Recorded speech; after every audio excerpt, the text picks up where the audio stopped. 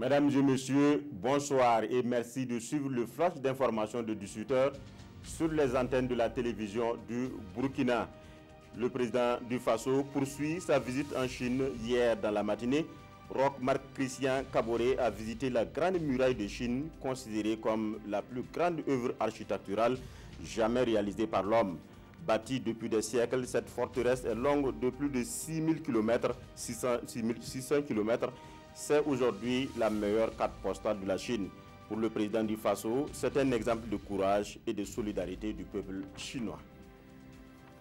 À Bobo Dioulasso, la direction générale de l'environnement passe par la formation pour protéger notre cadre de vie. Au cours d'un atelier de 48 heures, les techniciens de l'environnement ont outillé les élus locaux de la capitale économique en gestion des produits chimiques et déchets dangereux.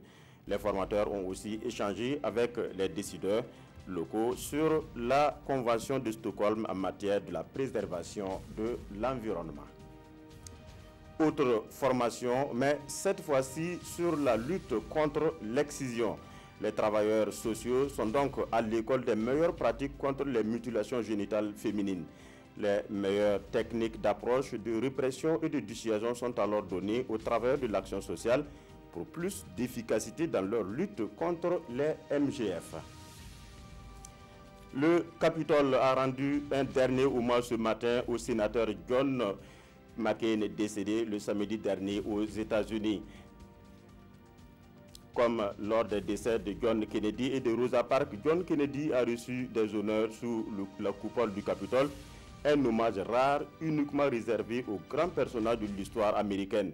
Les présidents George Bush et Barack Obama ont prononcé des discours funèbres ce matin, mais Donald Trump était le grand absent de ces funérailles.